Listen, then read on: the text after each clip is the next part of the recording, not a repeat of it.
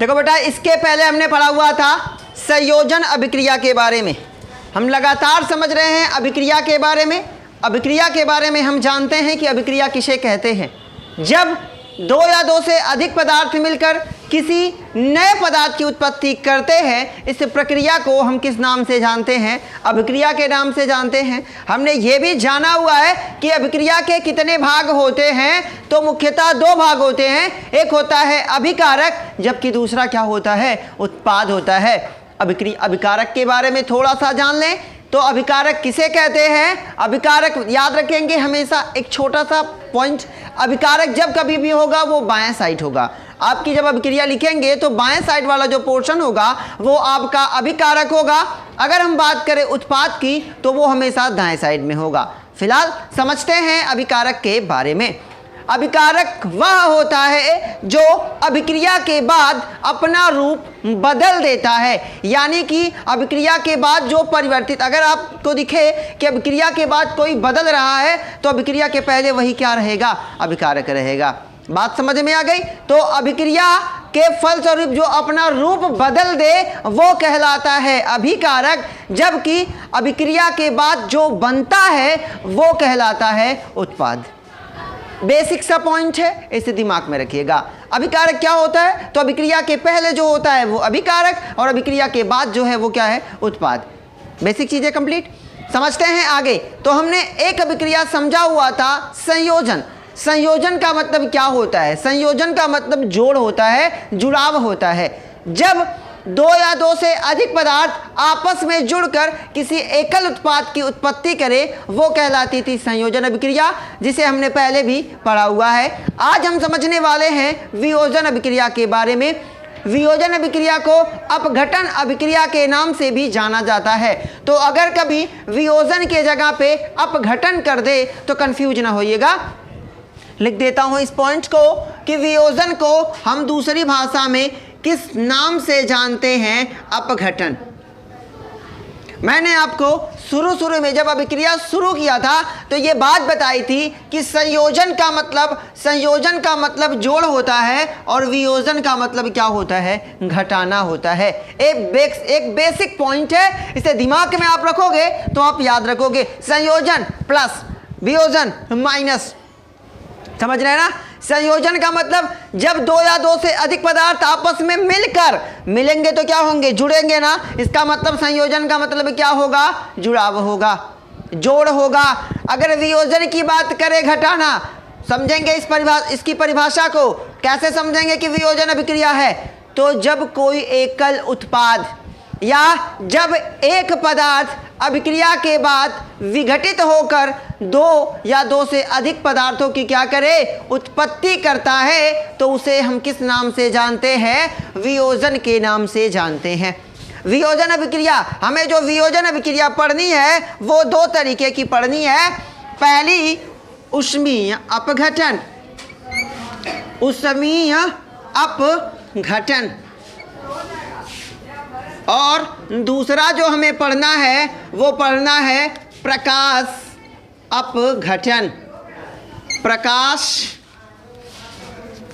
अपघटन। बात समझिएगा। वियोजन होता क्या है कि जब कोई एकल उत्पाद, जब कोई पदार्थ अभिक्रिया के बाद, मान लो यहाँ एक पदार्थ है A और अभिक्रिया के बाद वो दो भागों में टूट जाए, तो इस तरीके की अभिक्रिया को हम क्या कहते हैं? वियोजन कहते हैं। इसे क्या कहेंगे? वियोजन कहेंगे। क्यों कहेंगे? जब एकल उत्पाद अभिक्रिया, ये जो तीर का निशान है ये हमें बताता है कि क्या हो रही है? अभिक्रिया हो रही है। तो ऐसी अभिक्रिया जिसमें कोई एकल पदार्थ दो या दो से अधिक पदार्थों में विघटित हो जाए, दो या दो से अधिक पदार्थों में क्या हो जाए? विघटित हो जाए, तो इस प्रकार की अभिक्रिया को हम क्या कहते हैं? हम कहते हैं वियोजन अभिक्रिया। आगे हमें समझना है कि जो वियोजन अभिक्रिया होती है वो दो प्रकार की होती है। पहली होती है उष्मीय अपघटन, जबकि दूसरी की बात करें तो ये कहलाती है प्रकाशीय अपघटन या फिर प्रकाश अपघटन। थोड़ा सा इनके बारे में जान लेते हैं, फिर अभिक्रिया हम देखते हैं। उष्मीय अपघटन क्या होता है, नाम से समझिए। उष्मा, उष्मा का मतलब अगर कोई पदार्थ है जिसे हम उष्मा दें तो वो आगे चल के कितने भागों में विघटित हो जाए, 2 या 2 से अधिक। भाई वियोजन अभिक्रिया क्या है कि जब कोई एकल उत्पाद, जब कोई एक पदार्थ है वो आगे चल के 2 पदार्थों में क्या हो जाए, टूट जाए, अपघटित हो जाए, विघटित हो जाए, परिवर्तित हो जाए, तो उसे हम क्या कहेंगे, वियोजन कहेंगे। तो वो कैसे बदलेगा, तो वो 2 तरीके से बदलेगा। पहला उष्मा, उष्मा देने पर कुछ पदार्थ होंगे जिन्हें आप गर्म करोगे तो वो आगे चल के 2 भागों में टूट जाएंगे। तो ये क्या हमने माइनस किया ना, मतलब अगर अभी अब हम आपको समझाएंगे ये माइनस कैसे हो रहा है। तो यहाँ अगर कोई पदार्थ है तो कई पदार्थों से, कई तत्वों से मिलकर बना हुआ होगा, कई परमाणुओं से मिलकर बना हुआ होगा।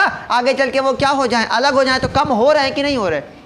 अभी एग्जाम्पल जब आपको दिखाया जाएगा तो आपको सारे डाउट क्लियर हो जाएंगे। फिलहाल तो वियोजन क्या था कि एकल उत्पाद क्या करे, 2 पदार्थों में विघटित हो जाए, तो वो क्या है, वियोजन अभिक्रिया है। उष्मा, उष्मीय अपघटन, जब किसी पदार्थ को हम उष्मा दें और वो आगे चल के 2 पदार्थों में या 2 से अधिक पदार्थों में विघटित होगा, लेकिन किसकी वजह से, उष्मा की वजह से। तो इस अभिक्रिया को हम क्या कहेंगे, उष्मीय अपघटन। क्या कहेंगे, उष्मीय अपघटन। जबकि दूसरे की बात करें प्रकाश अपघटन, यानी कि कुछ पदार्थ ऐसे भी होते हैं जो सूर्य के प्रकाश की उपस्थिति में विघटित होकर 2 या 2 से अधिक पदार्थों का निर्माण करते हैं। एग्जाम्पल के साथ समझते हैं, आसानी होगी।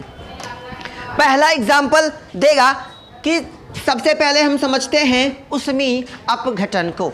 दिया हुआ है CaCO3।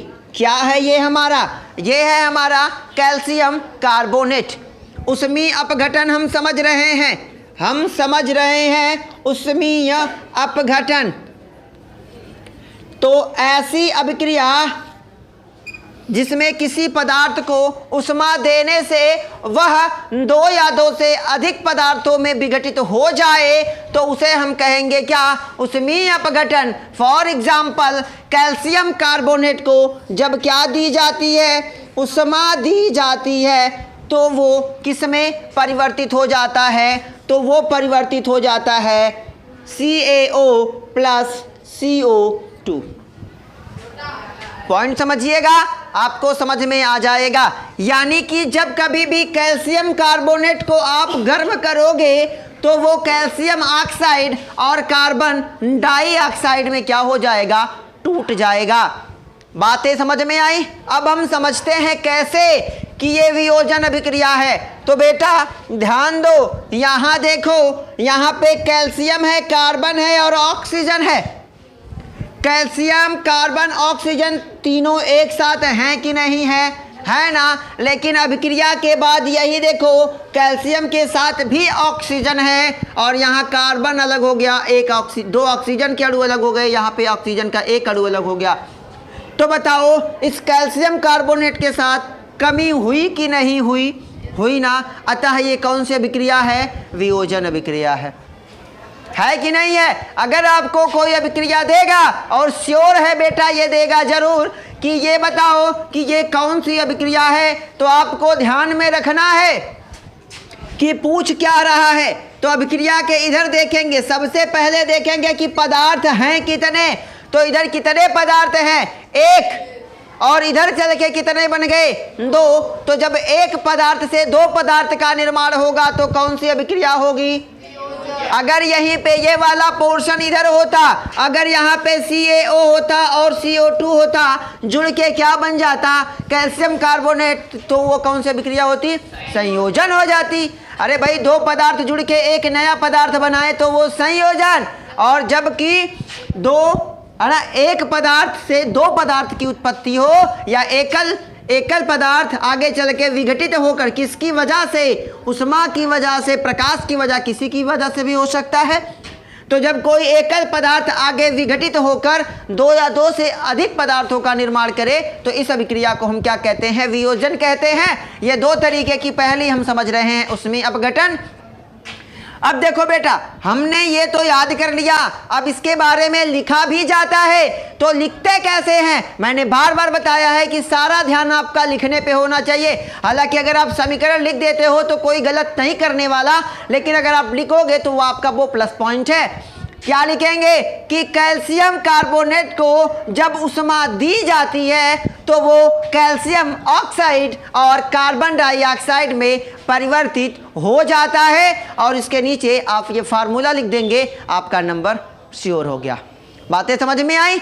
समझते हैं दूसरी विधि के बारे में, प्रकाश अपघटन के बारे में। क्या होता है प्रकाश अपघटन, किसमें होता है प्रकाश अपघटन? इसका सीधा सीधा सा एग्जाम्पल है AgCl, है ना, सीधा सीधा सिल्वर क्लोराइड। क्या करें हम इसे, क्या करें? तो प्रकाश, किसका प्रकाश?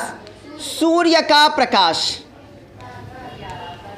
हाँ, कुछ नहीं है, देखो ध्यान से देखो, पहले समझ लो फिर फार्मूला बताता हूं। जब कभी भी ना आप क्या करोगे, सिल्वर क्लोराइड को सूर्य के प्रकाश की उपस्थिति में आप रख दोगे तो ये क्या हो जाएगा, ये स्लेटी रंग का हो जाता है। मतलब अगर कभी भी चांदी देखे हो ना, उसमें क्लोरीन मतलब मिला के आप, मतलब एक अणु किसका ले लो, एक चांदी का ले लीजिए और क्लोरीन का ले लीजिए, मिक्सअप करोगे तो उन्हें जब सूर्य के प्रकाश में रख देंगे तो वो किस कलर का हो जाएगा, स्लेटी कलर में परिवर्तित हो जाएगा। तो विघटित हुआ कि नहीं हुआ? तो जब परिवर्तित हो गया इसका मतलब वो कौन सी अभिक्रिया है, प्रकाश अपघटन। एकदम बेसिक सा कॉन्सेप्ट है, फिलहाल समझ लेते हैं। तो क्या बन जाएगा भाई, Ag+Cl2। लेकिन ध्यान देना, ये इतना आपसे नहीं पूछने वाला है, वो सीधा सीधा आपसे पूछेगा कि प्रकाश अपघटन से आप क्या समझते हैं, या फिर वियोजन अभिक्रिया का, है ना, उदाहरण सहित वर्णन कीजिए। तो आप दोनों में से किसी को भी लिख सकते हैं। ध्यान देना, अगर आपसे पूछे वियोजन तो आप ऊष्मीय अपघटन भी लिख सकते हैं और प्रकाश अपघटन भी लिख सकते हैं, क्योंकि ये दोनों इसी अभिक्रिया के क्या हैं, भाग हैं। बातें समझ में आ रही है? तो वियोजन समझ में आया? वियोजन अभिक्रिया किसे कहते हैं? तो जब एकल उत्पाद आगे चल के अभिक्रिया के बाद दो या दो से अधिक उत्पाद की उत्पत्ति करे तो उसे क्या कहेंगे, वियोजन या अपघटन अभिक्रिया कहेंगे। ये अभिक्रियाएं दो तरीके की होती हैं। पहली कौन सी होती है, तो ऊष्मीय अपघटन, जब कोई पदार्थ ऊष्मा की उपस्थिति में या गर्म करने पर आगे चल के दो या दो से अधिक पदार्थों की उत्पत्ति करे तो उसे कहेंगे ऊष्मीय अपघटन। फॉर एग्जाम्पल, कैल्शियम कार्बोनेट को जब हम ऊष्मा देते हैं तो वो कैल्शियम ऑक्साइड और कार्बन डाइऑक्साइड में टूट जाता है, परिवर्तित हो जाता है। जबकि दूसरे की बात करें तो प्रकाश अपघटन, कुछ पदार्थ ऐसे हैं जो सूर्य के प्रकाश की उपस्थिति में विघटित हो जाते हैं। फॉर एग्जाम्पल, सिल्वर क्लोराइड को जब कभी भी हम सूर्य के प्रकाश में रखते हैं तो वो क्या हो जाता है, Ag चांदी और क्लोरीन में क्या हो जाता है, डिवाइड हो जाता है। इसे कैसे लिखेंगे, तो जब कभी भी, है ना, सिल्वर क्लोराइड को सूर्य के प्रकाश में रखें या सिल्वर क्लोराइड सूर्य के प्रकाश की उपस्थिति में चांदी और क्लोरीन में क्या हो जाता है, टूट जाता है। या फिर यूं कहे कि या स्लेटी रंग में क्या हो जाता है, स्लेटी रंग में क्या हो जाता है, परिवर्तित, है ना। तो ये क्या हो जाता है, सिल्वर यानी कि स्लेटी रंग में क्या हो जाता है, परिवर्तित हो जाता है। आगे समझेंगे इसकी एक और विधि जो कि नहीं पूछता है, लेकिन फिर भी आपकी जानकारी के लिए बता दूं, है ना। कभी कभी पूछ देता है, सबसे ज़्यादा इम्पोर्टेंट यही दोनों हैं, लेकिन आप समझ लीजिए। तीसरी जो विधि है वो हमारी है विद्युत अपघटन। क्या है, विद्युत अपघटन। नाम से ही समझ में आ रहा होगा, सारा खेल बेटा केवल अक्षरों का है, शब्दों का है। अगर आपको शब्द समझ में आते हैं तो आपको अभिक्रिया समझने से कोई नहीं रोक सकता। विद्युत अपघटन क्या किया जा रहा है? विद्युत, है ना। मतलब कोई ऐसे पदार्थ है, कुछ ऐसे पदार्थ है जो किसके संपर्क में आने से, विद्युत के संपर्क में आने से क्या हो जाते हैं? अपघटित हो जाते हैं। इसका एक प्यारा सा एग्जाम्पल है जिसे आप जानते हो, आपने देखा भी होगा, वो है बेटा पानी। क्या है? पानी है। आप इसका प्रैक्टिकल घर पे कर सकते हो कि जब पानी में आप क्या करेंगे? विद्युत प्रवाहित करेंगे, विद्युत धारा प्रवाहित करेंगे, तो होगा क्या कि वो H2 और O2 में क्या हो जाएगा? परिवर्तित हो जाएगा। समझ में आया कि नहीं कि विद्युत अपघटन क्या होता है? अरे भाई ध्यान दो, ये वियोजन अभिक्रिया है कि नहीं है? अरे भाई इधर एकल उत्पाद, एकल पदार्थ, इधर चल के उत्पाद दो हो गए ना। तो जब एक से कितने का निर्माण हो? दो का निर्माण हो, तो वो क्या कहलाता है? वियोजन कहलाता है। तो ये कौन सी अभिक्रिया है? वियोजन। लेकिन अगर ये पूछे कि ये कौन सी अभिक्रिया है, तो ये विद्युत अपघटन है, विद्युत वियोजन है ना। इधर देखिए पानी है, पानी में क्या प्रवाहित किया? विद्युत धारा, और वो हाइड्रोजन और ऑक्सीजन में क्या हो गया? परिवर्तित हो गया। लेकिन ध्यान दीजिए यहाँ पे बहुत गलतियाँ होती हैं। गलतियाँ होती कहाँ है? हम समीकरण तो बेटा लिख देते हैं, लेकिन जो समीकरण होते हैं वो संतुलित नहीं होते। ये सबसे बड़ी समस्या होती है। समीकरण लिखना बहादुरी नहीं है, पहले समीकरण देख लें कि क्या हमारा समीकरण संतुलित है। जब कभी भी आप कॉपी पे, जब कभी भी पेपर आप देने जाओ, तो कोशिश करें कि आप संतुलित समीकरण को ही लिखें, वरना आपका वो समीकरण गलत होगा और उसके नंबर आपको नहीं दिए जाएंगे। तो इधर देखिए, इधर हाइड्रोजन 2, इधर हाइड्रोजन 2, ऑक्सीजन इधर 2 है, और इधर ऑक्सीजन कितना है बेटा? 1 है। तो संतुलित करना आप तो आपको आ ही गया होगा। यहाँ 2 से गुणा कर देंगे, हाइड्रोजन कितना हो जाएगा? 4, और ऑक्सीजन यहाँ कितना हो जाएगा? 2, और यहाँ 2 से गुणा कर देंगे तो हाइड्रोजन कितना हमारा हो जाएगा? 4 हो जाएगा। ठीक है, ये था आपका वियोजन अभिक्रिया। इसे नोट करें, समझते हैं अगले वीडियो में अगली कुछ जानकारी के साथ। Best of luck.